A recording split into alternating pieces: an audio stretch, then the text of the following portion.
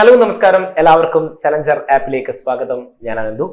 Okay, അപ്പോൾ നമ്മൾ പഠിച്ചുകൊണ്ടിരിക്കുന്നതെന്ന് പറഞ്ഞു കഴിഞ്ഞാൽ ഏൻഷ്യന്റ് ഹിസ്റ്ററി അല്ലെ. ഏൻഷ്യന്റ് ഹിസ്റ്ററിയാണ് പഠിക്കുന്നത്. വേൾഡിലെ ഏൻഷ്യന്റ് ഹിസ്റ്ററിയാണ്, ലോക ചരിത്രമാണ് നമ്മൾ പഠിച്ചുകൊണ്ടിരിക്കുന്നത്. അപ്പോൾ കഴിഞ്ഞ ക്ലാസ്സിൽ നമ്മൾ ഹാരപ്പൻ സംസ്കാരത്തെ കുറിച്ച് പഠിച്ചു. അപ്പോൾ നമ്മൾ സിലബസിൽ പറഞ്ഞിരിക്കുന്നത് പോലെ തന്നെ എന്താണ്, നമുക്ക് ഹാരപ്പൻ സംസ്കാരം പഠിക്കാനുണ്ട്, ഈജിപ്ഷ്യൻ സംസ്കാരം പഠിക്കാനുണ്ട്, മെസപ്പൊട്ടേമിയൻ ഉണ്ട്, ചൈനീസ് സംസ്കാരം പഠിക്കാൻ. ഈ പ്രധാനമായ 4 സംസ്കാരങ്ങളെ കുറിച്ചിട്ടാണ് നമുക്ക് സിലബസിൽ കൃത്യമായി പറഞ്ഞിട്ടുള്ളത്.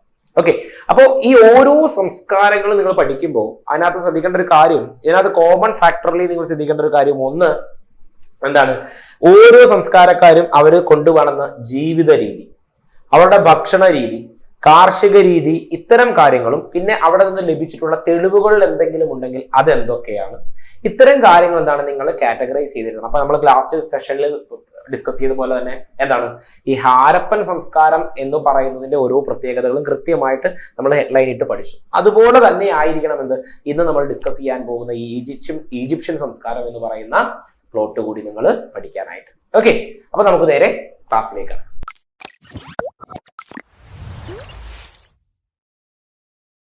അപ്പൊ നമ്മൾ നമ്മുടെ ഫസ്റ്റ് സെഷനിൽ ഡിസ്കസ് ചെയ്ത പോലെ നിങ്ങൾക്ക് തന്നെ അറിയാം, എവിടെയായിരുന്നു ഈജിപ്ഷ്യൻ സംസ്കാരം വലുതായത്? നമ്മുടെ എല്ലായിടത്തും ഒരു നദിയുടെ തീരത്താണ്. അതുപോലെ ഈജിപ്റ്റ് എന്ന് പറയുന്നത് എന്തായാലും നിങ്ങൾക്ക് അറിയാം, നൈൽ നദിയുടെ തീരത്തല്ലേ. നൈലിന്റെ സംഭാവനയാണ് ഈജിപ്റ്റ്.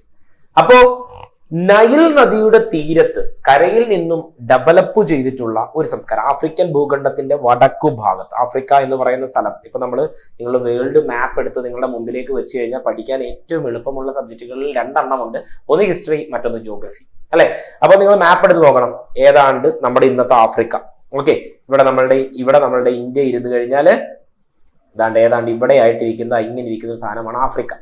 ഈ ആഫ്രിക്കയുടെ ഏതാണ്ട് വടക്കു ഭാഗത്തായിട്ടാണ് എന്തുള്ളത്, ഈജിപ്റ്റ് ഉള്ളത്. ആഫ്രിക്കയുടെ വടക്കു ഭാഗത്താണ് എന്തുള്ളത്, ഈജിപ്റ്റ് ഉള്ളത്. അവിടെയാണ് നൈൽ നദി ഒഴുകുന്നത്. ഓക്കെ, അപ്പോ ആഫ്രിക്കൻ ഭൂഖണ്ഡത്തിന്റെ വടക്കു ഭാഗത്ത് നൈൽ നദിയുടെ കരയിൽ നിലനിന്നിരുന്ന സംസ്കാരമാണ് എന്ത്, ഈജിപ്ഷ്യൻ സംസ്കാരം എന്ന് പറയുന്നത്. ഓക്കെ, ഈജിപ്ഷ്യൻ സംസ്കാരം. ഈ ഈജിപ്ഷ്യൻ സംസ്കാരത്തെ നമ്മൾ ഒരുപാട് വലിയ ആഴത്തിലൊന്നും പഠിക്കാനൊന്നുമില്ല. അപ്പൊ സിവിൽ സർവീസ് പോലെ വലിയ ആഴത്തിലൊന്നും പഠിക്കാനില്ല. എന്നാലും ഈജിപ്ഷ്യൻ സംസ്കാരം പഠിക്കുമ്പോൾ ഈജിപ്തിന്റെ ചരിത്രം പ്രധാനമായും നമുക്ക് 3 കാറ്റഗറി ആയിട്ട് തിരിക്കാം. 3 പ്രധാനപ്പെട്ട കാറ്റഗറിയായി തിരിക്കാം. അതിലൊന്ന് ഓൾഡ് കിങ്ഡം എന്നും, 2 മിഡിൽ കിങ്ഡം എന്നും, മറ്റൊന്ന് ന്യൂ കിങ്ഡം എന്നും. ഓക്കെ, ഓൾഡ് കിങ്ഡം അല്ലെങ്കിൽ ഓൾഡ് ഭരണാവസ്ഥ, മറ്റൊന്ന് മധ്യഭരണാവസ്ഥ, ആധുനിക ഭരണാവസ്ഥ. ഇങ്ങനെ 3 പ്രധാന മേഖലകളായി നമുക്ക് പ്രാചീന ഈജിപ്ഷ്യന്റെ ചരിത്രത്തെ നമുക്ക് തിരിക്കാം. പ്രാചീന ഈജിപ്ഷ്യൻ ചരിത്രത്തെ നമുക്ക് പ്രധാനമായിട്ടും പൂർവ രാജസംസ്കാരം എന്നും, മധ്യ രാജസംസ്കാരം എന്നും, ആധുനിക രാജസംസ്കാരം എന്നും എന്നുള്ള രീതിയിൽ നമുക്ക് 3ആയി തിരിക്കാം. അപ്പോൾ സ്ഥിരതയാർന്ന ഭരണം അനുഭവപ്പെട്ട രാജവംശങ്ങളായിരുന്നു ഇവ എന്നതുകൊണ്ടാണ് ഇവ 3 നമുക്ക് പ്രാചീന ചരിത്രത്തിന്റെ ഭാഗമായി പഠിക്കേണ്ടതായി വരുന്നത്. ഓക്കെ, അപ്പോ പ്രാചീന ഈജിപ്തിന്റെ ചരിത്രം ഞാൻ പറഞ്ഞു പ്രധാനമായും 3ആയിട്ടാണ്. ഓൾഡ് കിങ്ഡം ഉണ്ട്, മിഡിൽ കിങ്ഡം ഉണ്ട്, ന്യൂ കിങ്ഡം ഉണ്ട് എന്ന് ഞാൻ പറഞ്ഞു. ഇവരുടെ പ്രത്യേകത ഞാൻ പറഞ്ഞു എന്താണ്, സ്ഥിരതയാർന്ന ഭരണ അനുഭവപ്പെട്ട രാജവംശങ്ങളായിരുന്നു ഇവ എന്ന്. അതായത് ഒരു ഡെക്കോറം ഉണ്ടായിരുന്നു. ഇംഗ്ലീഷിൽ പറഞ്ഞാൽ ഡെക്കോറം അല്ലെ, ടീച്ചർമാരല്ലേ. എന്താണ്, ഒരു സ്ഥിരത ഉണ്ടായിരുന്നു. അല്ലാതെ നമ്മുടെ CID മൂസയിലെ ബിന്ദു പണിക്കര് ബോംബ് വെച്ചിട്ടുണ്ട് എന്ന് പറയുമ്പോൾ ഓടി നടന്ന് മിക്സി എടുക്കാൻ പോകുന്നു, ഇതെടുക്കാൻ പോകുന്നു, വാഷിംഗ് മെഷീൻ എടുക്കാൻ പോകുന്നു, കൊച്ചിനെ മാത്രം എടുക്കാൻ മറന്നു പോകുന്നു, അങ്ങനെ ഒരു സിസ്റ്റം ആയിരുന്നില്ല. വളരെ ഡിസിപ്ലിൻ ആയിട്ടുള്ള ഓരോ കാലഘട്ടത്തിലെയും ഭരണവ്യവസ്ഥ വളരെ ഡിസിപ്ലിൻ ആയിരുന്നു. അവരല്ലാതെ ഇങ്ങനെ ഓടി നടന്ന് അവിടെ വേട്ടയാടി ഇവിടെ വേട്ടയാടുന്നുള്ള ഒരു സ്ഥിരത ഉണ്ടായിരുന്നു അവർക്ക്. ഓക്കെ, അപ്പോ ഓൾഡ് കിങ്ഡം തുടക്ക വെങ്കല യുഗത്തിലും, മിഡിൽ കിങ്ഡം എന്ന് പറയുന്നത് മധ്യവെങ്കല യുഗത്തിലും, ന്യൂ കിങ്ഡം എന്ന് പറയുന്നത് എന്താണ്, അന്ത്യ അല്ലെങ്കിൽ ആധുനിക വെങ്കല യുഗത്തിന്റെയും നിലനിന്നിരുന്നു എന്ന് നമുക്ക് പറയാം. ഓക്കെ, അപ്പോൾ ഓൾഡ് കിങ്ഡം എന്ന് പറയുന്നത് എന്താണ്, പ്രാഥമിക വെങ്കല യുഗം അഥവാ തുടക്ക വെങ്കല യുഗം. ഓക്കെ, പ്രാഥമിക വെങ്കല യുഗം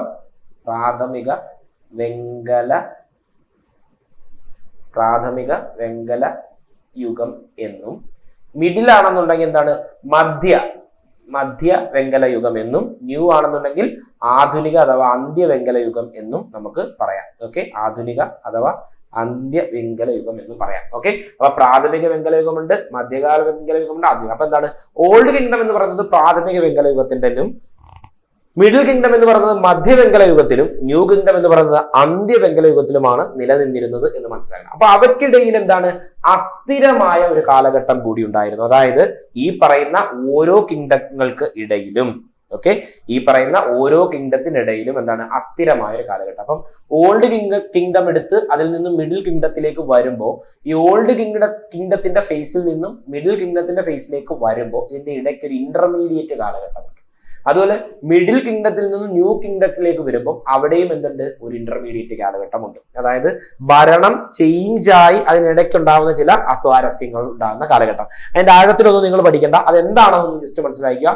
ആദ്യ ഇടക്കാല കാലഘട്ടം എന്നും അല്ലെങ്കിൽ first intermediate period first intermediate period അഥവാ ആദ്യ ഇടക്കാല കാലഘട്ടവും രണ്ടാമത്തെ ഇടക്കാല കാലം അഥവാ second intermediate period.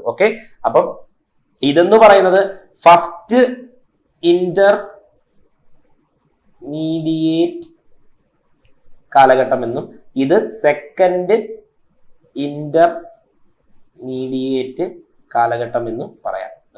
First intermediate കാലഘട്ടം എന്നും ഈ രണ്ടാമത്, അതായത് ഓൾഡ് കിങ്ഡത്തിൽ നിന്നും മിഡിൽ കിങ്ഡത്തിലേക്ക് വരുമ്പോൾ അതിനിടയ്ക്കുണ്ടായിരുന്ന കാലത്തെ ഫസ്റ്റ് ഇന്റർമീഡിയറ്റ് കാലഘട്ടം എന്നും മിഡിൽ കിങ്ഡത്തിൽ നിന്നും ന്യൂ കിങ്ഡത്തിലേക്ക് വരുന്നതിന്റെ ഇടയ്ക്കുള്ള കാലഘട്ടം നമ്മൾ സെക്കൻഡ് ഇന്റർമീഡിയറ്റ് കാലഘട്ടം എന്ന് പറഞ്ഞ രണ്ടുണ്ട്. അപ്പം നമ്മൾ പ്രധാനമായും ഈജിപ്ഷ്യൻ ചരിത്രത്തെ മൂന്നായി തിരിച്ചു: old kingdom, middle kingdom, new kingdom. Old kingdom to middle കിങ്ഡത്തിന് ഇടയിൽ ഉണ്ടായിരുന്ന ഇത് രണ്ടുമല്ലാത്ത ഒരു കാലഘട്ടത്തെ നമ്മൾ ഫസ്റ്റ് ഇന്റർമീഡിയറ്റ് പീരീഡ് എന്നും, അതുപോലെ മിഡിൽ കിങ്ഡത്തിനും പിന്നെന്താണ് ന്യൂ കിങ്ഡത്തിനും ഇടയിൽ ഭരണമൊന്നും ഇല്ലാത്തൊരു കാലത്തെ നമ്മൾ എന്താണ് സെക്കൻഡ് ഇന്റർമീഡിയറ്റ് കാലഘട്ടം എന്നും രണ്ടായി തിരിച്ചു നമ്മളിവിടെ പറഞ്ഞു. അത്രയേ ഉള്ളൂ, വളരെ സിമ്പിളി. ഓക്കെ. അപ്പോ പുരാതന ഈജിപ്തുകാരുടെ പ്രധാന സംഭാവനകൾ എന്ന് പറയുന്നത്, അതായത് ആധുനിക ചരിത്രത്തിന്റെ ഭാഗമായി പുരാതന ഈജിപ്തുകാരുടെ നമ്മുടെ പ്രധാന സംഭാവനകൾ എന്ന് പറയുന്നത് എന്താണ്? ഖനനത്തിനുള്ള സാങ്കേതിക വിദ്യകൾ ഇവർ ഉപയോഗിച്ചിരുന്നു. മണ്ണ് കുഴിക്കുവാനും അവിടെ നിന്ന് ഖനനത്തിനായിട്ട് കുഴിക്കുവാനും കുഴികൾ നിർമ്മിക്കുവാനും അതുവഴി ഓരോന്നും നിർമ്മിച്ച് സ്വരൂപിക്കുവാനും ഒക്കെയുള്ള രീതികൾ. അതായത് ഖനനത്തിനുള്ള സാങ്കേതിക വിദ്യകൾ ആരുടെ സംഭാവനയാണ്? പുരാതന ഈജിപ്തുകാരുടെ സംഭാവനയാണ്. ഈ പോയിന്റുകൾ കൃത്യമായി വായിച്ചു പഠിക്കണം കേട്ടോ. ഖനനത്തിനുള്ള സാങ്കേതിക വിദ്യകൾ ആരുടെയാണ്? പുരാതന ഈജിപ്തുകാരുടെ. പിന്നെന്താണ്? സർവേ രീതികൾ ഇവരുടെ ഒരു പ്രത്യേകതയായിരുന്നു. സർവേ ചെയ്യുക, സ്ഥലങ്ങൾ സർവേ ചെയ്യുന്ന രീതി ഇവരുടെ പ്രത്യേകത. പിന്നെന്താണ്? പിരമിഡുകളും ക്ഷേത്രങ്ങളും സ്തംഭങ്ങളും നിർമ്മിക്കാൻ സഹായിച്ച സാങ്കേതിക വിദ്യ എന്നിവ ഇതിൽ ഉൾപ്പെടുന്നു. പിരമിഡുകൾ, ക്ഷേത്രങ്ങൾ, സ്തംഭങ്ങൾ നിർമ്മിക്കാനുള്ള സാങ്കേതിക വിദ്യകൾ. ഇനി നോക്കിക്കേ, ഗണിതശാസ്ത്ര രീതികൾ. ഈ പോയിന്റുകൾ പഠിച്ചാലേ അങ്ങോട്ട് പോകുമ്പോൾ ഇതെടുത്ത് വെച്ച് കണക്ട് ചെയ്യാൻ പറ്റത്തുള്ളേ. ഗണിതശാസ്ത്ര രീതികൾ. പിന്നെന്താണ്? ഫലപ്രദവുമായിട്ടുള്ള വൈദ്യശാസ്ത്ര രീതികൾ. പിന്നെന്താണ്? ജലസേചന സമ്പ്രദായങ്ങൾ. തീർന്നോ? ഇല്ല. കാർഷികോൽപാദനത്തിലുള്ള സാങ്കേതിക വിദ്യ. കാർഷികോൽപാദനത്തിലുള്ള, അപ്പൊ നിങ്ങൾക്ക് ഞാൻ ഒന്നുകൂടെ പറയുകയാണ്, ഖനനം അതിന്റെ സാങ്കേതിക വിദ്യ കൊണ്ടുവന്നു. സാങ്കേതിക വിദ്യകൾ ഇവിടെയൊക്കെ കൊണ്ടുവന്ന് നോക്കാം. ഖനനത്തിലുള്ള സാങ്കേതിക വിദ്യ ഉണ്ട്. പിന്നെന്താണ്? പിരമിഡ്, ക്ഷേത്രം, സ്തംഭം എന്നിവ നിർമ്മിക്കാനുള്ള സാങ്കേതിക വിദ്യകൾ. ഗണിതശാസ്ത്ര രീതികൾക്കായിട്ടുള്ള വിദ്യകൾ, അതുപോലെ വൈദ്യശാസ്ത്ര രീതികൾ. പിന്നെന്താണ്? ജലസേചന സമ്പ്രദായങ്ങൾ. പിന്നെ നോക്കിക്കേ, ഉൽപാദനത്തിനുള്ള സാങ്കേതിക വിദ്യകൾ ഇവർ കൊണ്ടുവരുന്നു. പിന്നെ നോക്കിക്കേ, പലക അടിസ്ഥാനമാക്കി, അതായത് പലക നിരത്തി എന്താണ് വഞ്ചികൾ നിർമ്മിക്കാൻ കഴിയും. ചങ്ങാടങ്ങൾ പോലെയുള്ള എങ്കിലും വഞ്ചികൾ നിർമ്മിക്കാൻ കഴിയുമെന്ന ഒരു സാങ്കേതിക വിദ്യ ഇവർ കൊണ്ടുവരുന്നു. പലക അടിസ്ഥാനമാക്കിയുള്ള വഞ്ചികൾ ഇവർ നിർമ്മിച്ചിട്ടുണ്ട്. പിന്നെന്താണ്? ഈജിപ്ഷ്യൻ ഫെയിൻസ് നിങ്ങൾ കണ്ടിട്ടുണ്ട്, ചിത്രങ്ങളിലൊക്കെ കണ്ടിട്ടുണ്ട് അല്ലെ, കണ്ടിട്ടുണ്ടാവും. ഈജിപ്ഷ്യൻ ഫെയിൻസ് എന്ന് പറഞ്ഞാൽ എന്താണ്? ഇതൊരു പ്രത്യേകതരം സെറാമിക് നിർമ്മാണങ്ങളാണ്. പാത്രങ്ങളൊക്കെ നിർമ്മിക്കുന്ന ഒരു പ്രത്യേകതരം സെറാമിക് നിർമ്മാണങ്ങളാണ് ഈജിപ്ഷ്യൻ ഫെയിൻസ് എന്ന് പറയുന്നത്. ഗൂഗിളിൽ സെർച്ച് ചെയ്ത് നോക്കിയാൽ നിങ്ങൾക്ക് തീർച്ചയായും കാണാൻ പറ്റും. അതായത് ഒരു ഗ്ലാസ് ഉണ്ടാക്കുന്ന സാങ്കേതിക വിദ്യ കേട്ടോ. ഈജിപ്ഷ്യൻ ഫെയിൻസ് ഗ്ലാസ് ഉണ്ടാക്കാനുള്ള സാങ്കേതിക വിദ്യയാണെന്ന് ഈജിപ്ഷ്യൻ ഫെയിൻസ്. ഇനി എന്താണ്? സാഹിത്യത്തിന്റെ വ്യത്യസ്ത രൂപങ്ങൾ ഇവിടെ നിന്ന് നമുക്ക് ലഭിക്കുന്നു. സാഹിത്യത്തിന്റെ വ്യത്യസ്ത രൂപങ്ങൾ നമുക്ക് ഇവിടെ നിന്ന് ലഭിക്കുന്നു. ഇനി എന്താണ്? മനുഷ്യ ചരിത്രത്തിൽ അറിയപ്പെടുന്ന ആദ്യത്തെ സമാധാന ഉടമ്പടി. ഇവയും പുരാതന ഈജിപ്തിന്റെ സംഭാവനകൾ. മനുഷ്യ ചരിത്രത്തിൽ അറിയപ്പെടുന്ന ആദ്യത്തെ സമാധാന ഉടമ്പടി ഹിറ്റൈറ്റുകളുമായി, അതായത് ഭരണാധികാരികളായിരുന്നു, ഹിറ്റൈറ്റുകളുമായിട്ടുള്ള സമാധാന ഉടമ്പടി നമുക്ക് ഈജിപ്ഷ്യൻ ചരിത്രത്തിന്റെ ഭാഗമായി വലിയ വാസ്റ്റ് ആയിട്ടുള്ള, വളരെ ഡെവലപ്ഡ് ആയിട്ടുള്ള, വളരെ അഡ്വാൻസ്ഡ് ആയിട്ടുള്ള ഒരു ചരിത്രമാണ് ഈജിപ്ഷ്യൻ ചരിത്രം എന്ന് നമുക്ക് മനസ്സിലാക്കാനായി സാധിക്കും. അപ്പോൾ പ്രധാനമായിട്ടുള്ള സംഭാവനകളും തെളിവുകളും നിങ്ങൾ മനസ്സിലാക്കണം. ഖനനത്തിനുള്ള സാങ്കേതിക വിദ്യ, സർവേ രീതികൾ, പിരമിഡുകൾ, ക്ഷേത്രങ്ങൾ, സ്തംഭങ്ങൾ നിർമ്മിക്കാനുള്ള സാങ്കേതിക വിദ്യകൾ, പിന്നെ വൈദ്യശാസ്ത്ര രംഗത്തെ വൈഭവ്യം, ഗണിതശാസ്ത്ര രംഗത്തെ വൈഭവ്യം, ജലസേചന സമ്പ്രദായങ്ങളുടെ വൈഭവ്യം, അതുപോലെ കാർഷികോൽപാദനത്തിനായിട്ടുള്ള സാങ്കേതിക വിദ്യകൾ, പലക അടിസ്ഥാനമാക്കിയുള്ള വഞ്ചി നിർമ്മാണം, ഈജിപ്ഷ്യൻ ഫെയിൻസുകൾ, അതുപോലെ എന്താണ്, അതായത് ഗ്ലാസ് ഉണ്ടാക്കാനുള്ള വിദ്യ, പിന്നെന്താണ്, സാഹിത്യത്തിന്റെ വ്യത്യസ്ത രൂപങ്ങൾ, ആദ്യകാല സമാധാന ഉടമ്പടി എന്ന് വിശ്വസിക്കാവുന്ന മനുഷ്യ ചരിത്രത്തിലെ തന്നെ ആദ്യകാല സമാധാന ഉടമ്പടിയായ ഹിറ്റൈറ്റുകളുമായുള്ള സമാധാന ഉടമ്പടി നമുക്ക് ലഭിക്കുന്നത് പുരാതന ഈജിപ്തിന്റെ സംഭാവനകളിൽ ഉൾപ്പെടുന്നു. BC 5500-നും 3000-നും ഇടയിലുള്ള കാലഘട്ടം രാജവംശാതീത കാലഘട്ടമാണ്. ഈ കാലഘട്ടത്തിൽ ആദ്യകാല രാജവംശങ്ങളുടെ കാലഘട്ടത്തിലും ഈജിപ്ഷ്യൻ കാലാവസ്ഥ ഇന്നത്തേതുപോലെയായിരുന്നു. അതായത് ഈജിപ്ഷ്യന്റെ ഇന്നത്തെ ഒരു അവസ്ഥ എന്താണ്, നിങ്ങൾ ചിത്രങ്ങളിലൊക്കെ നോക്കുക, കൂടുതലും മരുഭൂമി, ഭയങ്കര ഡ്രൈ ആയിട്ടുള്ള ഒരു സ്ഥലമാണ്. നമ്മൾ പിരമിഡൊക്കെ നിൽക്കുന്ന സ്ഥലമൊക്കെ നോക്കിയാൽ ഭയങ്കര ഡ്രൈ ആയിട്ടൊക്കെ നമുക്ക് തോന്നും, അല്ലെ? എല്ലായിടം അല്ല, അതിന്റെ ഉൾപ്രദേശങ്ങളുടെ കാര്യമാണ് ഞാൻ പറയുന്നത്. ഓക്കെ, നിങ്ങൾ ജിയോഗ്രഫി ഒക്കെ കൂടുതൽ ഡെപ്ത് ആയിട്ട് നോക്കുന്നവരാണെന്നുണ്ടെങ്കിൽ തീർച്ചയായിട്ടും നോക്കാം, ഓക്കെ, സമയമുണ്ടെങ്കിൽ. അപ്പോ അവിടെ നോക്കിയാൽ ഭയങ്കര ഡ്രൈ ആയിട്ടൊക്കെ ഉള്ള സ്ഥലം. പക്ഷെ ആദ്യകാല രാജവംശങ്ങൾ ഉണ്ടായിരുന്ന കാലത്ത്, ഈജിപ്ഷ്യന്റെ ചരിത്രത്തിലെ ആദ്യകാല രാജാക്കന്മാരുണ്ടായിരുന്ന കാലഘട്ടത്തിൽ ഇന്ന് കാണുന്ന പോലെ ആയിരുന്നില്ല ഈജിപ്റ്റ്. അവിടെ എന്താണ്, ധാരാളം പ്രദേശങ്ങൾ പുൽമേടുകളാൽ സമ്പന്നമായിരുന്നു. അവിടുത്തെ പ്രദേശങ്ങൾ പുൽമേടുകളാൽ സമ്പന്നമായ സ്ഥലമായിരുന്നു പണ്ടത്തെ ഈജിപ്റ്റ് എന്ന് പറയുന്നത്. പുൽമേടുകളാൽ സമ്പന്നമായ സ്ഥലമായിരുന്നു എന്ത്, നമ്മുടെ ഈജിപ്റ്റ്. അപ്പൊ ഈ പുൽമേടുകളിൽ വ്യത്യസ്തങ്ങളായിട്ടുള്ള ആംഗുലേറ്റുകൾ. എന്താണ് ആംഗുലേറ്റുകൾ എന്ന് പറയുന്നത്? ആംഗുലേറ്റുകൾ എന്ന് പറഞ്ഞു കഴിഞ്ഞാൽ കുളമ്പുള്ള ജീവികളെയാണ് നമ്മൾ ആംഗുലേറ്റുകൾ എന്ന് പറയുന്നത്. കുളമ്പുള്ള എന്തൊക്കെയുണ്ട്? കുളമ്പെന്തിനൊക്കെയുണ്ട്? കുതിരക്കുണ്ട്, കഴുതക്കുണ്ട്, പശു, ആട്, അങ്ങനെയുള്ള എരുമ, അങ്ങനെയുള്ളതിനൊക്കെ കുളമ്പുണ്ട്. അപ്പൊ കുളമ്പുള്ള ജീവികൾ. അപ്പൊ നമ്മൾ അവിടമായിട്ടൊക്കെ നോക്കിക്കഴിഞ്ഞാൽ പ്രധാനമായും കഴുത, കുതിര പോലെയുള്ള ജീവികളൊക്കെ ആവാം. ഓക്കെ, അപ്പൊ എന്താണ്, പുൽമേടുകളിൽ വ്യത്യസ്തങ്ങളായ ആംഗുലേറ്റുകൾ മേഞ്ഞിരുന്നു എന്നതിന്റെ തെളിവുകൾ അവിടെയുണ്ട്. ഓക്കെ, ഈ ആംഗുലേറ്റുകൾ എന്ന വാക്കിന് പകരം കുളമ്പുള്ള ജീവികൾ എന്ന് തന്നാലും തെറ്റരുത്. കുളമ്പുള്ള ജീവികൾ എന്ന് തരാതെ ആംഗുലേറ്റുകൾ എന്ന് പറഞ്ഞാൽ അയ്യോ ഈ ആംഗുലേറ്റ് എന്നുള്ള കാര്യം അങ്ങനെ പഠിപ്പിച്ചില്ലല്ലോ എന്ന് ചിന്തിക്കരുത്. ആംഗുലേറ്റുകൾ എന്ന് പറഞ്ഞാൽ കുളമ്പുള്ള ജീവികളെയാണ് നമ്മൾ ആംഗുലേറ്റുകൾ എന്ന് വിളിക്കുന്നത്. അപ്പോൾ ഈ പുൽമേടുകളിൽ വ്യത്യസ്തങ്ങളായിട്ടുള്ള ആംഗുലേറ്റുകൾ മേഞ്ഞിരുന്നു എന്നും നമുക്ക് പറയാം. അപ്പൊ ആദ്യകാല ഈജിപ്തിൽ ഇന്ന് കാണുന്ന പോലെ ആയിരുന്നില്ല, നല്ല പുൽമേടുകളാൽ സമ്പന്നമായിരുന്നു ഈജിപ്റ്റ്. ഈ പുൽമേടുകളിൽ ആംഗുലേറ്റുകൾ അഥവാ കുളമ്പുള്ള ജീവികൾ മേഞ്ഞിരുന്നു എന്നും നമുക്ക് മനസ്സിലാകുന്നു. ഓക്കെ, അപ്പോൾ ഈ സസ്യജന്തുജാലങ്ങൾ ധാരാളമായി എല്ലാ ചുറ്റുപാടുകളിലും കാണപ്പെട്ടിരുന്നു. സസ്യജന്തുജാലങ്ങൾ ധാരാളമായി എല്ലാ ചുറ്റുപാടുകളിലും കാണപ്പെട്ടു. ഇനി നൈൽ നദീതടം വിവിധ പക്ഷികളുടെ ആവാസ വ്യവസ്ഥയാൽ സമ്പന്നമായിരുന്നു ആ കാലഘട്ടത്തിൽ. സസ്യജന്തുജാലങ്ങൾ ധാരാളമായി കാണുന്നു എന്നതിനുപരി നൈൽ നദീതടം എന്ന് പറഞ്ഞാൽ വിവിധ പക്ഷികളുടെ ആവാസ വ്യവസ്ഥയായിരുന്നു. അന്നത്തെ ജനവിഭാഗങ്ങളുടെ ഇടയിൽ വേട്ടയാടൽ എന്ന് പറയുന്നത് എന്താണ്, സാധാരണമായിരുന്നു. അതുകൊണ്ട് തന്നെ എന്താണ്, ഒരു നല്ലൊരു ആഹാര ശൃംഖല ജാലിക തന്നെ അവിടെ ഉണ്ടായിരുന്നു. മൃഗങ്ങൾ ധാരാളമുണ്ട്, മേഞ്ഞു നടക്കുന്ന മൃഗങ്ങളുണ്ട്, പക്ഷികളുണ്ട്.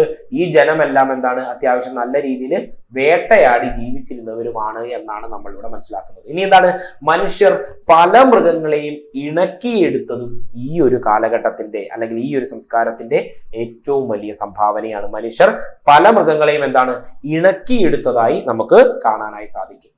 ഇനി ഞാൻ പറഞ്ഞല്ലോ ഓൾഡ് കിങ്ഡം, മിഡ് കിങ്ഡം, അതുപോലെ ന്യൂ കിങ്ഡം. അതിനകത്ത് ഓൾഡ് കിങ്ഡം എടുത്തു കഴിഞ്ഞാൽ ഓൾഡ് കിങ്ഡത്തിന്റെ കാലഘട്ടത്തിൽ വർദ്ധിച്ച കാർഷികോൽപാദനക്ഷമതയെ അതിന്റെ ഫലമായി ഉണ്ടാകുന്ന ജനസംഖ്യാ വികസനവും പ്രാപിച്ച കേന്ദ്ര ഭരണകൂടവും വാസ്തുവിദ്യ, കല, സാങ്കേതിക വിദ്യ എന്നിവയിൽ വലിയ പുരോഗതിയും സാധിച്ചു. നിങ്ങൾ ഇവിടെ ഇത്രയും വലിയൊരു സെന്റൻസ് ഒന്നും പഠിക്കരുത്. അവിടെ എന്താണ്, ഓൾഡ് കിങ്ഡം കാലഘട്ടത്തെ എടുത്തു കഴിഞ്ഞാൽ ഈ കാലഘട്ടത്തിൽ എന്താണ്, വർദ്ധിച്ച കാർഷിക ഉൽപാദന ക്ഷമത കാണാൻ കഴിയും. കാർഷിക ഉൽപാദനം, അതായത് ആഹാരം കൂടുതൽ ഉണ്ടാക്കുക, നെല്ല് കൂടുതൽ ഉൽപ്പാദിപ്പിക്കുക എന്ന് പറയുമ്പോൾ എന്താണ്, കൂടുതൽ അതിന് ആവശ്യക്കാരുണ്ട്. അപ്പൊ എന്താണെന്ന് മനസ്സിലാക്കി, ഉൽപാദനക്ഷമയും അതിന്റെ ഫലമായി ഉണ്ടാകുന്ന ജനസംഖ്യയുടെ, അപ്പൊ ജനസംഖ്യ വർധനം ഉണ്ടാകുന്നു, അതിനനുസരിച്ച് കാർഷിക ഉൽപാദന ക്ഷമത വർദ്ധിപ്പിക്കുന്നു. കൂടുതൽ അഗ്രികൾച്ചറൽ പ്രോഡക്ട്സ് പ്രൊഡ്യൂസ് ചെയ്യേണ്ടി വരുന്നു. എന്തുകൊണ്ട്? Due to the population rate growth. Okay, അപ്പൊ പോപ്പുലേഷൻ റേറ്റ് കൂടുന്നതനുസരിച്ച് ആഹാരം ഉൽപ്പാദിപ്പിക്കുന്ന രീതി അവിടെ വർദ്ധിച്ചതായി നമുക്ക് കാണാൻ പറ്റുന്നു. പിന്നെന്താണ്, ഒരു കേന്ദ്ര ഭരണകൂടമുണ്ട്. അതോടൊപ്പം തന്നെ വാസ്തുവിദ്യ, കല, സാങ്കേതിക വിദ്യ എന്നിവയിലെ വലിയ പുരോഗതിയും നമുക്കിവിടെ കാണാൻ കഴിയും. അപ്പൊ കാർഷിക ഉൽപാദനക്ഷമത, വർദ്ധിച്ച ജനസംഖ്യ വികസനം, കേന്ദ്ര ഭരണകൂടം, വാസ്തുവിദ്യ, കല, സാങ്കേതിക വിദ്യ എന്നിവയുടെ വികാസം ഒന്ന് ഓൾഡ് കിങ്ഡത്തിലെ കാലഘട്ടത്തിലെ വികാസങ്ങളിൽ ഒന്ന്. ഇനി പുരാതന ഈജിപ്തിന്റെ പ്രധാനപ്പെട്ട നേട്ടങ്ങളായി ഗിസയിലെ പിരമിഡുകളും ഗ്രേറ്റ് സ്ഫിങ്സും ഓൾഡ് കിങ്ഡത്തിന്റെ കാലത്താണ് നിർമ്മിക്കപ്പെട്ടിട്ടുള്ളത്. അപ്പൊ പുരാതന ഈജിപ്തിന്റെ പ്രധാനപ്പെട്ട നേട്ടങ്ങളായ ഗിസയിലെ പിരമിഡുകളും അതുപോലെ ഗ്രേറ്റ് സ്ഫിങ്സ്. എന്തുകൊണ്ട് ഗ്രേറ്റ് സ്ഫിങ്സ്? നിങ്ങൾ ചിത്രങ്ങളിലൊക്കെ കണ്ടിട്ടുള്ള, എന്തായാലും ഉറപ്പായും ഈജിപ്തിന്റെ ചിത്രങ്ങൾ കണ്ടിട്ടുള്ളവർ ഈ ഒരു ചിത്രം കണ്ടിട്ടുണ്ടാവും. ഞാൻ എന്താണെന്ന് കാണിച്ചു തരാം. ഓക്കെ, അപ്പൊ ഗിസയിലെ പിരമിഡുകളും ഗ്രേറ്റ് സ്ഫിങ്സും ഏത് കാലഘട്ടത്തിലാണ്? ഓൾഡ് കിങ്ഡത്തിന്റെ കാലഘട്ടത്തിലാണ് ഉള്ളത്. അപ്പൊ ഈജിപ്ഷ്യൻ ചരിത്രത്തിന്റെ അവശേഷിപ്പുകളിൽ മാത്രമായി പറയുകയാണ്. ഇങ്ങനെ ഓൾഡ് കിങ്ഡം ഒന്നും പറയാതെ പറഞ്ഞാൽ പോലും നിങ്ങൾ ഓർക്കണം എന്താണ്, ആദ്യകാലങ്ങളിലെ സംഭാവനകളിൽ ഒന്നാണെന്ന് ഗിസയിലെ പിരമിഡുകളും അതുപോലെ ഗ്രേറ്റ് സ്ഫിങ്സും എന്ന് ഓർത്തിരിക്കുക. നോക്കിക്കേ, ഇതാണ് ഗ്രേറ്റ് സ്ഫിങ്സ്. കണ്ടോ, മനുഷ്യന്റെ തലയും സിംഹത്തിന്റെ ഉടലുമുള്ള ഇത്. അപ്പൊ ഇവരുടെ ശില്പ നിർമ്മാണ വൈദഗ്ധ്യം അത് വളരെയധികം എടുത്തു കാണിക്കുന്ന ഒരിതാണ്. എത്ര വർഷങ്ങൾക്ക് മുമ്പ്, 5500 BC കാലഘട്ടങ്ങളിൽ ഉണ്ടായിരുന്ന കാലമാണെന്ത്. അപ്പൊ ക്രിസ്തുവിനും 5500 വർഷങ്ങൾക്ക് മുമ്പ് നിർമ്മിക്കപ്പെട്ട ഒരു സാധനമാണിത്. നിങ്ങളിപ്പോ ഈജിപ്തിന്റെ ഒക്കെ പടമൊക്കെ എടുത്തു നോക്കിയാൽ ഏറ്റവും വലിയ അട്രാക്ഷൻ, ഏറ്റവും വലിയ ടൂറിസ്റ്റ് സ്പോട്ടാണ് ഗ്രേറ്റ് സ്ഫിങ്സ് എന്ന് പറയുന്നത്. ഇതെന്താണ്? മനുഷ്യന്റെ തലയും സിംഹത്തിന്റെ ഉടലുമുള്ള ഒരു രൂപമാണ്. അതുപോലെ ഗിസയിലെ പിരമിഡുകളാണ് നിങ്ങൾ ഈ കാണുന്നത്. കണ്ടോ, ഈ ഗിസയിലെ പിരമിഡുകളും എന്താണ്? ആദ്യകാല ഈജിപ്ഷ്യൻ സംഭാവനകളിലെ ഏറ്റവും വിലപ്പെട്ട കാര്യങ്ങളായിട്ട് നിങ്ങൾക്ക് മനസ്സിലാക്കണം. ഇനി നോക്കിക്കേ, BC 2200-നും 2150-നും ഉണ്ടായ ഒരു കടുത്ത വരൾച്ചയും രാജ്യത്തെ 140 വർഷത്തോളം നീണ്ടുന്ന ആദ്യ ഇടക്കാല കാലഘട്ടം, അതായത് ഫസ്റ്റ് ഇന്റർമീഡിയറ്റ് പോയിന്റ് എന്നറിയപ്പെടുന്ന പോയിന്റിലേക്ക് എത്തുന്നത് എന്താണ്? ഈ 2200 ഈ വർഷം ഇമ്പോർട്ടന്റ് അല്ല, ഈ കാലഘട്ടം എന്താണ്? ഇവിടെ വലിയൊരു കടുത്ത വരൾച്ചയും സാമ്പത്തിക നഷ്ടങ്ങളും ഒക്കെ ഉണ്ടായപ്പോഴത്തേക്കും ഭരണകൂടം താഴേക്ക് പോയി. വലിയ ആ ഒരു ഭരണകൂടം, ഓൾഡ് കിങ്ഡം എന്ന് പറയുന്ന ഭരണകൂടം പെട്ടെന്ന് നാമാവിശേഷമായി പോവുകയാണ്. പിന്നെ അതിനെ കൊണ്ടുവരുന്നതെന്ന് പറഞ്ഞാൽ മിഡിൽ കിങ്ഡം കാലഘട്ടമാണ്. ഓക്കെ, രണ്ടാം ഫേസ് ആണ്, സെക്കൻഡ് ഫേസിലാണ്. മിഡിൽ കിങ്ഡത്തിലെ രാജാക്കന്മാർ രാജ്യത്തിന്റെ സ്ഥിരതയും സമൃദ്ധിയും പുനഃസ്ഥാപിക്കുകയും അതുവഴി കലയുടെയും സാഹിത്യത്തിന്റെയും സ്മാരക നിർമ്മാണ പദ്ധതികളുടെയും പുനരുജ്ജീവനത്തിന് നല്ലൊരു ഉത്തേജനം നൽകുകയും ചെയ്തു. എന്തിനൊക്കെയാണ് അവർ കൊടുത്തത്? അവർ കൂടുതൽ ഊന്നൽ നൽകിയത് എന്തിനൊക്കെയാണ്? കല, സാഹിത്യം, സ്മാരക നിർമ്മാണ രംഗങ്ങളിൽ ഒന്നാണ് മിഡിൽ കിങ്ഡം രാജാക്കന്മാര് കൂടുതൽ ഊന്നൽ നൽകി. രാജാക്കന്മാരെ ഒന്നും ഡീപ്ലി ഒന്നും പഠിക്കാനൊന്നുമില്ല. ഓക്കെ, ജസ്റ്റ് ഒന്ന് മനസ്സിലാക്കി പോയാൽ മതി. ഓക്കെ, ഇനി രാജ്യം എന്ന് പറയുന്നത് സൈനികമായും രാഷ്ട്രീയമായും സുരക്ഷിതമായതോടെ ജനസംഖ്യ വർദ്ധിക്കുകയും കലകളും മതവും അഭിവൃദ്ധിപ്പെടുകയും ചെയ്തു. അപ്പൊ എന്താണ്? സൈനികപരമായിട്ട് അവർ പ്രൊട്ടക്റ്റഡ് ആയി. വലിയ അക്രമങ്ങളൊക്കെ വന്നാൽ അതിനെ പ്രൊട്ടക്ട് ചെയ്യാൻ സൈനികരായി. പിന്നെ രാഷ്ട്രീയപരമായിട്ടൊരു ഭരണകൂടമുണ്ട്. ആ ഭരണത്തിന് കീഴിൽ കുറേയധികം ഉദ്യോഗസ്ഥരുണ്ട്. ആ ഉദ്യോഗസ്ഥന് കീഴിൽ സാധാരണ ജനങ്ങളുടെ ഭരിക്കുകയും ഭരണപ്പെടുകയും ചെയ്തൊരു ജനത ഉണ്ടായതോടുകൂടി എന്താണ്? ജനങ്ങൾ സുരക്ഷിതരാവുകയും ജനസംഖ്യ വർദ്ധിക്കുകയും ചെയ്തു. അത് വലിയൊരു മാനുഷിക അഭിവൃദ്ധിക്ക് കാരണമായി എന്നാണ് ഞാൻ പറഞ്ഞത്. ഓക്കെ, പിന്നെ ഓൾഡ് കിങ്ഡത്തിലെ മനോഭാവത്തിൽ നിന്ന് വ്യത്യസ്തമായിട്ട് മിഡിൽ കിങ്ഡത്തിൽ എന്താണ്? വ്യക്തിപരമായ ഭക്തിയുടെ ആവിഷ്കാരങ്ങളുള്ള വ്യത്യസ്ത, അതായത് ഒരു വ്യക്തിക്ക് വ്യക്തിപരമായിട്ടുള്ള ചില വിശ്വാസങ്ങളിൽ തുടരാമെന്നുള്ള ഒരു പ്രത്യേകത രണ്ടാം ഫേസിൽ മിഡിൽ കിങ്ഡം കാലഘട്ടത്തിൽ ഉണ്ടായിട്ടുണ്ട് എന്നാണ് പറഞ്ഞത്. ഇനി നമ്മൾ അവിടെ നിന്ന് ന്യൂ കിങ്ഡത്തിലേക്ക് വന്നു കഴിഞ്ഞാൽ എന്താണ്? ഈജിപ്തിലെ ഭരണാധികാരികൾ ഫറോവോമാര് എന്ന് പറയുന്ന ഒരു പദം സ്വീകരിച്ചു തുടങ്ങുന്നത് ന്യൂ കിങ്ഡം. ഫറോവോമാര് നമ്മൾ കേട്ടിട്ടില്ലേ? ഫറോവോ എന്ന പദം സ്വീകരിച്ചു തുടങ്ങിയത് ഇവിടാണ്. അപ്പം തുത്മോസിസ് ഒന്നാമന്റെയും 16-ാം നൂറ്റാണ്ടിൽ ഈജിപ്റ്റ് ഭരിച്ചിരുന്ന ഒരു ഫറോവയാണ് ആര്? തുത്മോസിസ്.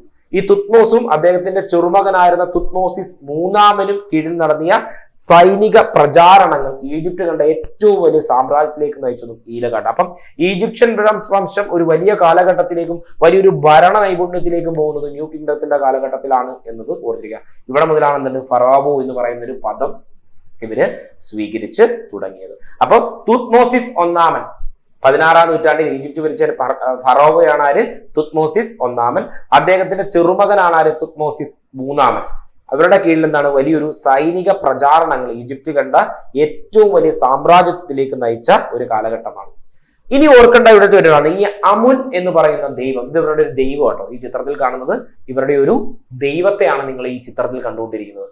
അപ്പോ ന്യൂ കിങ്ഡത്തിൽ ഫറോവോമാര് അവരുടെ പ്രധാനപ്പെട്ട ദൈവങ്ങളിൽ ഒന്നായ അമുൻ ഈ അമുനു വേണ്ടി വലിയ തോതിലുള്ള നിർമ്മാണങ്ങൾ നടത്തി. ന്യൂ കിങ്ഡത്തിലെ ഫറവോമാർ എന്താണ് അവരുടെ പ്രധാന ദൈവങ്ങളിൽ ഒന്നായ ഈ അമുനു വേണ്ടിയിട്ട് എന്താണ് വലിയ നിർമ്മാണ പ്രവർത്തനങ്ങൾ നടത്തി. അവരുടെ ആരാധന കർണാക്ക് കേന്ദ്രീകരിച്ചിട്ടായിരുന്നു. അതായത് ഈ ഫറവോമാരുടെ ആരാധന പ്രധാനമായും കർണാക്ക് എന്ന് പറയുന്ന പ്രദേശം കേന്ദ്രീകരിച്ചിട്ടായിരുന്നു. ഈജിപ്തിലുള്ള പ്രദേശമാണ് കർണാക്ക് കേട്ടോ. യഥാർത്ഥവും സാങ്കല്പികവുമായ സ്വന്തം നേട്ടങ്ങളെ ഘോഷിപ്പിക്കുന്നതിനായി അവർ ധാരാളം സ്മാരകങ്ങൾ ഇതിന്റെ പേരിൽ നിർമ്മിക്കുന്നു.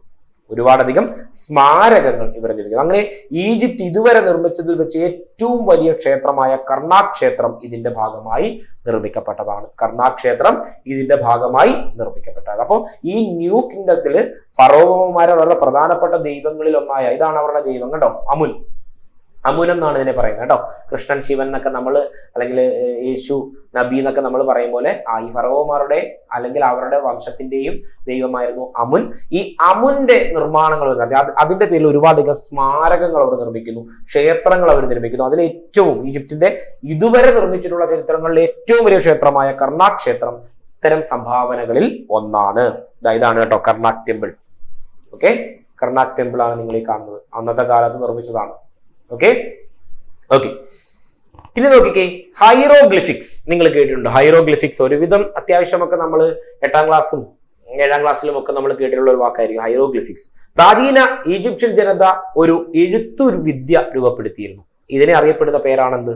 ഹൈറോഗ്ലിഫിക്സ് എന്ന് പറയുന്നത്. പ്രാചീന ഈജിപ്ഷ്യൻ ജനതയുടെ എഴുത്ത് ലിപിയാണെന്ത്?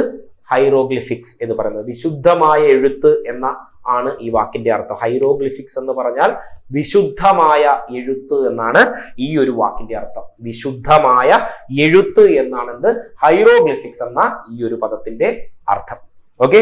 ഇനി പാപ്പിറസ് ചെടിയുടെ ഇലകളാണെന്ത് ഇതിന്റെ വേണ്ടിയിട്ടുള്ള എന്താണ് എഴുതാനായി ഇവർ ഉപയോഗിച്ചിരുന്നത്. പാപ്പിറസ് ചെടിയുടെ ഇലകളാണെന്ത് ഇവർ എഴുതാനായി ഉപയോഗിച്ചത്. എന്തിന്റെയാണ്? പാപ്പിറസ് ചെടിയുടെ ഇലകളാണ് ഇവര് എഴുതാനായി ഉപയോഗിച്ചത്. ഓർത്തെ, ഹൈറോഗ്ലിഫിക്സിനെ കുറിച്ചാണ് ഞാൻ പറഞ്ഞത്. ഇതെന്താണ്? പ്രാചീന ഈജിപ്ഷ്യൻ ജനതയുടെ എഴുത്തുവിദ്യ അഥവാ ലിപി ആയിരുന്നു എന്നാണ് ഞാൻ പറഞ്ഞത്. ലിപി ആയിരുന്നു എന്നാണ് പറഞ്ഞത്. ഹൈറോഗ്ലിഫിക്സ് എന്നാണ് അതിനെ അറിയപ്പെടുന്നത്. വിശുദ്ധമായ എഴുത്ത് എന്നാണ് ഹൈറോഗ്ലിഫിക്സ് എന്ന പദത്തിന്റെ അർത്ഥം എന്നാണ് ഞാൻ പറഞ്ഞത്. ഓക്കെ. ഇനി പാപ്പിറസ് ചെടിയുടെ ഇലകളാണ് ഇവരെന്ത് എഴുതാനായി ഉപയോഗിച്ചിരുന്നത് എന്ന് നമ്മൾ പറയുന്നു ഹൈറോഗ്ലിഫിക്സിനെ കുറിച്ച്. നോക്കിക്കേ, ഇതാണ് ഈ കാണുന്നതാണ് ഹൈറോഗ്ലിഫിക്സ്. കണ്ടോ? ഹൈറോഗ്ലിഫിക്സിന്റെ രചനാരീതിയാണ് ഈ കാണുന്നത്. ഈ ലിപി ആദ്യമായി വായിച്ചെടുത്തത് ഒരുപാട് നാളത്തെ ശ്രമത്തിന് നെപ്പോളിയന്റെ ഒക്കെ കൂടെ ഉണ്ടായിരുന്ന ആളാണ് കേട്ടോ. വായിച്ചത് ഫ്രഞ്ച് പണ്ഡിതനായ ഷംപോലിയോ ആയിരുന്നു. നെപ്പോളിയന്റെ ഒക്കെ സദസ്സിലെ ആളായിരുന്നു ആര്? ഷംപോലിയോ ആണെന്ത് ഈ ലിപി ആദ്യമായി വായിച്ച് എടുത്തത്. ഓക്കെ. ഈ ലിപി ആദ്യമായി വായിച്ചത് ഫ്രഞ്ച് പണ്ഡിതനായ ഷംപോലിയോ ആയിരുന്നു എന്ന് ഓർത്തിരിക്കുക. ഫ്രഞ്ച് പണ്ഡിതനായ ഷംപോലിയോ ആയിരുന്നു എന്ത് ഈ ഒരു ലിപി വായിച്ചെടുത്തത്. അപ്പോൾ നൈൽ നദീമുഖത്ത് കണ്ടെത്തിയ വലിയൊരു ശിലയാണ് റോസറ്റ എന്ന് പറയുന്ന ഒരു ശിലയിലാണെന്ത് ഇത് ഈ പറയുന്ന എഴുത്ത് ഉണ്ടായിരുന്നത്. ഏത്? ഹൈറോഗ്ലിഫിക്സ് മാതൃകയിലുള്ള ഈ ഒരു എഴുത്ത് കിട്ടിയത് എന്താണ്? നൈൽ നദികൾ കണ്ടെത്തിയിട്ടുള്ള വലിയൊരു ശില റോസറ്റ എന്നാണ് ആ ശിലയെ പറയുന്നത് കേട്ടോ. റോസറ്റ ശിലയിലാണ് നമുക്ക് ഈ ഒരു ലിപി കണ്ടെത്താൻ കഴിഞ്ഞത്. ഇത് ആദ്യമായി വായിച്ചതാരാണ്? ഫ്രഞ്ച് പണ്ഡിതനായ ഷാംപോലിയോ ആണ്. ഓക്കെ. ഇദ്ദേഹം നെപ്പോളിയന്റെ സദസ്സിലെ പണ്ഡിതനൊക്കെ ആയിരുന്നു കേട്ടോ ഷാംപോലിയോ. ഓക്കെ. അപ്പോ ഈ ലിപി ആദ്യമായി വായിച്ചതാരാണ്? ഫ്രഞ്ച് പണ്ഡിതനായ ഷംപോലിയോ ആയിരുന്നു. നൈൽ നദീമുഖത്ത് കണ്ടെത്തിയ ഒരു ശില റോസറ്റ എന്ന് പറയുന്ന ഒരു ശിലയിലാണ് നമുക്ക് ഈ ഒരു എഴുത്ത് വിദ്യ കാണാനായി സാധിച്ചിരുന്നത്. ഓക്കെ, ഇതാണത്. ഓക്കെ. ഇനി ഇവരുടെ മറ്റു സംഭാവനകളിലേക്ക് പോയാൽ സൂര്യനെ അടിസ്ഥാനമാക്കിയുള്ള കലണ്ടർ ഇവരുടെ സംഭാവനയാണ്. സൂര്യനെ അടിസ്ഥാനമാക്കിയുള്ള കലണ്ടർ. സൂര്യനെ അടിസ്ഥാനമാക്കി നിഴലിന്റെ അടിസ്ഥാനത്തിൽ ഇവരെന്താണ് തീയതികളും കാലവും സൃഷ്ടിച്ചിരുന്നു. അപ്പൊ സൂര്യനെ അടിസ്ഥാനമാക്കിയുള്ള കലണ്ടർ, സൂര്യന്റെ പൊസിഷൻ അനുസരിച്ചിട്ടുള്ള കലണ്ടറുകൾ ഇവർ നിർമ്മിച്ചിരുന്നു. ഒരു വർഷം എന്ന് പറഞ്ഞാൽ 365 ദിവസങ്ങളായി കണക്കാക്കുകയും 30 ദിവസങ്ങളുള്ള 12 മാസം, ഏതാണ്ട് നമ്മുടെ ഈ ഒരു കാലഘട്ടം അല്ലെ, ഇപ്പോഴും നമ്മൾ അങ്ങനെയൊക്കെ തന്നെയാണ് ഏതാണ്ട് അല്ലെ. ഒരു വർഷം എന്ന് പറയുന്നത് 365 ദിവസമാണെന്നും 30 ദിവസമുള്ള 12 മാസങ്ങളും ഉണ്ടെന്നും ആര് തിരിച്ചിരുന്നു? ഇവർ തിരിച്ചിരുന്നു. ഈജിപ്ഷ്യൻ ജനത തിരിച്ചിരുന്നു. ഓക്കെ. ഒരു വർഷത്തെ 365 ദിവസങ്ങളാക്കി, അതുപോലെ 30 ദിവസങ്ങളുള്ള 12 മാസങ്ങളുമാക്കി ഇവരെ കാലത്തെ തിരിച്ചിരുന്നു. നോക്കിക്കേ, അടുത്ത ഏറ്റവും വലിയ പോയിന്റ്, ത്രികോണം, ചതുരം എന്നിവയുടെ വിസ്തൃതി കണക്കാക്കാൻ ഇവർക്കറിയാമായിരുന്നു. ത്രികോണം, ചതുരം എന്നിവയുടെ, അതുകൊണ്ടാണ് നിങ്ങൾ നോക്കിക്കേ പിരമിഡുകളൊക്കെ എടുത്തു നോക്കിക്കേ, കണ്ടോ? ഈ രീതിയിലല്ലേ പിരമിഡ്. അപ്പൊ ഇതിന്റെയൊക്കെ ഒരു വിസ്തൃതി കണക്കാക്കാൻ ആർക്ക് കഴിഞ്ഞിരുന്നു? ഈജിപ്ഷ്യൻ ജനതയ്ക്ക് കഴിഞ്ഞിരുന്നു. ഓക്കെ, നമ്മൾ പിരമിഡ് ഒക്കെ എടുത്തു നോക്കിക്കഴിഞ്ഞാൽ പിരമിഡ് ഏതാണ്ടൊക്കെ ഈ ഷേപ്പ് അല്ലേ? ഇങ്ങനെയല്ലേ പിരമിഡ് ഇരിക്കുന്നത്? അപ്പോൾ പിരമിഡ് ഒക്കെ ഇവരാണ്. അപ്പൊ ഇവരെന്താണ്? ത്രികോണം, ചതുരം എന്നിവയുടെ വിസ്തൃതി കണക്കാക്കാൻ ആർക്കറിയാമായിരുന്നു? ഈജിപ്ഷ്യൻ ജനതയ്ക്ക് അറിയാമായിരുന്നു. ഇന്ന് നോക്കിക്കേ, നിഴലിനെ അടിസ്ഥാനമാക്കി സമയം കണക്കാക്കുന്ന ഒരു സൂര്യ ഘടികാരം ഇവർക്കുണ്ടായിരുന്നു. ഇവിടെ ഉണ്ടായിരുന്നു സൂര്യനെ അടിസ്ഥാനമാക്കി ഒരു കലണ്ടർ ഇവർ നിർമ്മിച്ചു എന്നാണ് ഞാൻ പറഞ്ഞത്. ഇന്ന് നോക്കിക്കേ, നിഴലിനെ അടിസ്ഥാനമാക്കി സമയം, ഇത് എത്ര മണിയായി രാവിലെ ആവുമ്പോൾ നമ്മുടെ ഇവിടെ, അപ്പൊ ഏതാണ്ട് ഇത്. അത് കഴിഞ്ഞ് നമ്മുടെ നിഴലിന്റെ വലിപ്പം കുറഞ്ഞു വരും. നട്ടുച്ചയാവുമ്പോൾ നമ്മുടെ താഴെ ആയിരിക്കും അല്ലെ ആ നിഴലുണ്ടാവുന്നതിന്റെ വലിപ്പം. അതനുസരിച്ച് എന്താണ്? നിഴലിനെ അടിസ്ഥാനമാക്കിയുള്ള സമയം കണക്കാക്കുന്ന സൂര്യ ഘടികാരം ഇവർ നിർമ്മിച്ചിരുന്നു. ഓക്കെ, ഇനി നോക്കിക്കേ, ജലപ്രവാഹത്തിന്റെ അടിസ്ഥാനത്തിൽ സമയം നിർണ്ണയിക്കാനും ഇവർ ജലഘടികാരം ഉപയോഗിച്ചു. അതായത് മഴയുള്ള സമയത്ത് ഒരു പുഴയിൽ കൂടി എത്ര വെള്ളം ഒഴുകും, ഒരു ആവറേജ് മഴയുള്ള സമയത്ത് ഒരു പുഴയിൽ കൂടി എത്ര ഇതൊഴുകും, മഞ്ഞുരുകുമ്പോൾ എങ്ങനെയായിരിക്കും, അത് അങ്ങോട്ടൊക്കെ പോയാലേ നമുക്ക് മനസ്സിലാവും. നമ്മുടെ ഇങ്ങോട്ടൊക്കെ പെർണിയൽ റിവേഴ്സ് ആണ് അല്ലെ. അപ്പോൾ അതൊക്കെ വെച്ചിട്ട് അതിന്റെ ഒരു ശാസ്ത്രീയത മനസ്സിലാക്കിക്കൊണ്ട് ഇത് നമ്മുടെ പഴയ അപ്പൂപ്പന്മാരും അമ്മൂമ്മമാരും ഒക്കെ വൈകുന്നേരം ഒക്കെ ആകുമ്പോൾ ഒരു ഉച്ചയൊക്കെ തിരിയുമ്പോൾ ഈ കിളികളുടെയും പശുവിന്റെയും അല്ലെങ്കിൽ നമ്മുടെ അന്തരീക്ഷത്തിലോട്ടൊക്കെ നോക്കിയിട്ടും ഒക്കെ പറയാറുണ്ട്, വൈകുന്നേരം മഴയ്ക്കുള്ളൊരു കോളുണ്ട് എന്ന് പറയും അല്ലെ. കാർമേഘം വരുന്നതിന് മുമ്പേയൊക്കെ പറയും. അപ്പൊ അത്തരം പ്രകൃതിയെ അറിഞ്ഞുകൊണ്ടുള്ള ശാസ്ത്രീയ രീതിയിലുള്ള സമയനിർണയങ്ങൾ ഇവർ നടത്തിയിരുന്നു എന്നാണ് ഞാൻ പറഞ്ഞത്. ഓക്കെ, നിഴലിനെ അടിസ്ഥാനമാക്കി സമയം കണക്കാക്കുക. ജലപ്രവാഹത്തിന്റെ അടിസ്ഥാനത്തിൽ എന്താണ്? സമയം നിർണ്ണയിക്കാനായിട്ട് ജലഘടികാരം, ഘടികാരവും ജലഘടികാരവും ആരുടെയാണ്? ഈജിപ്ഷ്യൻ സംസ്കാരത്തിന്റെ സംഭാവനകളായി നമുക്ക് പറയാം. അടുത്തായിട്ട് സ്വിങ്സ്, ഞാൻ കുറച്ചു മുമ്പേ പറഞ്ഞിട്ടുള്ളത്, മനുഷ്യന്റെ തലയും സിംഹത്തിന്റെ ഉടലുമുള്ള പ്രതിമ അല്ലെ. ഈ പ്രതിമാ നിർമ്മാണത്തിന്റെ പ്രാഗൽഭ്യം വിളിച്ചോളും. ഒന്ന് ആലോചിക്കുക, എത്ര വർഷങ്ങൾക്ക്, എത്ര നൂറ്റാണ്ടുകൾക്ക് മുമ്പാണ് ഈ ഒരു സംഭവം നടന്നത് അല്ലെ. സ്വിങ്സ് എന്ന് പറയുന്ന മനുഷ്യന്റെ തലയും സിംഹത്തിന്റെ ഉടലുമുള്ള ഈ ഒരു പ്രതിമ, ഈ പ്രതിമാ നിർമ്മാണത്തിന്റെ പ്രാഗൽഭ്യവും ഇവരുടെ സംഭാവനകളായിട്ട് നമുക്ക് എടുക്കാം. അപ്പോൾ അത്തരം രീതിയിലാണ് ഈജിപ്ഷ്യൻ ജനതയുടെ വലിയ ഒരു സംഭാവന നിലനിന്നിരുന്നത് എന്ന് നമുക്ക് മനസ്സിലാക്കാം അല്ലെ. ഓക്കെ, അപ്പൊ ഈ കിങ്ഡത്തെ ഞാനിപ്പോ മിഡിൽ കിങ്ഡം അല്ലെങ്കിൽ ഓൾഡ് കിങ്ഡം, മിഡിൽ കിങ്ഡം, ആധുനിക കിങ്ഡം എന്നൊക്കെ തിരിച്ചെങ്കിലും നിങ്ങൾ അതിനകത്ത് പ്രധാന സംഭാവനകൾ, അവരുടെ ജീവിത രീതികൾ എന്നിവയാണ് നിങ്ങൾ ശരിക്കും മനസ്സിലാക്കി വെക്കേണ്ടത്. അതിനെ ഞാനൊന്ന് ഡിവൈഡ് ചെയ്ത് തന്നു എന്നുള്ളത് മാത്രമേ ഉള്ളൂ. ഓക്കെ, പിന്നെ ആ ഒരു കാലഘട്ടത്തിന്റെ തിരിവൊക്കെ ഒന്ന് മനസ്സിലാക്കിയിരിക്കുന്നത് വളരെ നന്നായിരിക്കും. ഓക്കെ, അപ്പോ ആ രീതിയിലായിരുന്നു എന്ത് ഈജിപ്ഷ്യൻ സംസ്കാരങ്ങൾ നിലനിന്നത്. അപ്പൊ ഈജിപ്ഷ്യൻ സംസ്കാരത്തിന്റെ ഈ ഒരു ഭാഗം നിങ്ങൾ കൃത്യമായി അവരുടെ രീതി, ഭരണരീതി, അവരുടെ ആഹാര രീതി, കാർഷിക രീതി, അവർ നദിയെ ഉപയോഗിച്ചിരുന്ന അവരുടെ ഭരണരീതി, ലിപി, ഇതെല്ലാം നിങ്ങൾ മനസ്സിലാക്കി, അവരുടെ സംഭാവനകൾ ഇതെല്ലാം മനസ്സിലാക്കി സോർട്ട് ഔട്ട് ചെയ്ത് വേണം പഠിക്കാൻ. ഓക്കെ, അപ്പൊ അടുത്ത സെഷനിൽ നമ്മൾ മെസപ്പൊട്ടോമിയൻ സംസ്കാരത്തെ കുറിച്ച് പഠിക്കും. ഇന്നത്തെ ഈ ഒരു സെഷൻ നിങ്ങൾക്ക് മനസ്സിലായെന്ന് വിശ്വസിക്കുന്നു. വീണ്ടും കാണാം. Thank you.